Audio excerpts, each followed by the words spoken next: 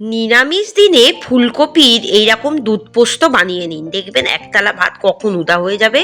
দেখে নিন রেসিপিটি। প্রথমে কড়াই দিয়ে দেবো 1 কাপ সর্ষের তেল। তেলটা খুব ভালো করে গরম করে নেব। এবার দিয়ে দেবো 1 চামচ কালো জিরে।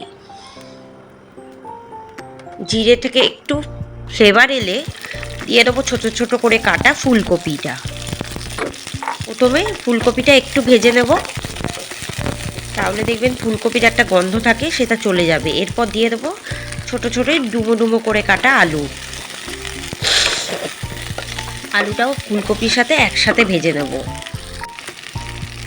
এবার 1 চামচ লবণ দিয়ে দেবো,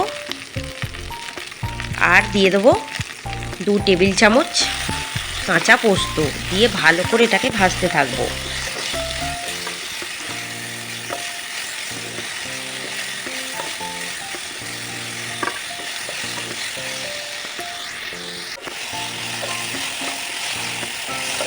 বেশ ভালোভাবে ভাজতে হবে আলু আর ফুলকপিটা।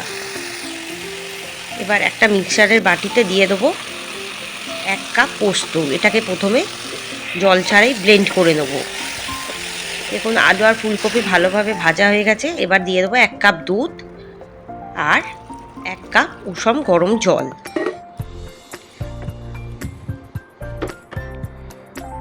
এরপর এটাকে কিছুক্ষণ হতে দেবো। এর ফাঁকে দেখুন পোস্তটা বেশ ডাস্ট হয়ে গেছে। এবার দিয়ে দেবো 2টো শুকনো লঙ্কা, 2টো কাঁচা লঙ্কা, 1/2 কাপ দুধ দিয়ে বেটে নেব। আর এইদিকে কিন্তু একটু ফুটে উঠেছে। এবার ওই পোস্ত বাটাটা ঢেলে দেবো। শুকনো লঙ্কাটা দেখবেন একটু যাতে আস্তে আস্তেভাবে বাটা হয়। এরপর আরও 1 কাপ মতো দুধ দিয়ে দিলাম। এটাকে হালকা আঁচে রান্না করব। এবার দিয়ে দেবো 1 চামচ চিনি আর 1 টেবিল চামচ ঘি।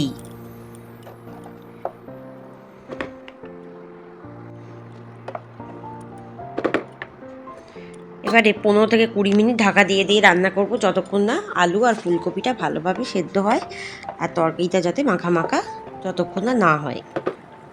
প্রায় 15 থেকে 20 মিনিট হালকা আঁচে রান্না করলেই কিন্তু একদম দুধ পোস্ত রেডি হয়ে যাবে।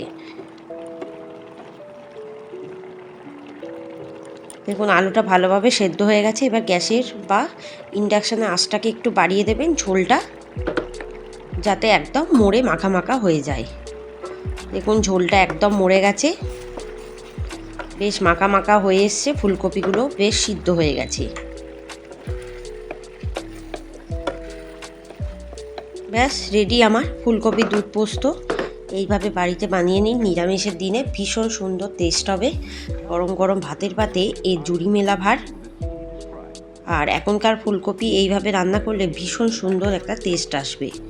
তাই ছটপট করে বানিয়ে নিন আর আমাকে কমেন্টে জানান। আর চ্যানেলটিকে দয়া করে সাবস্ক্রাইব করে দেবেন।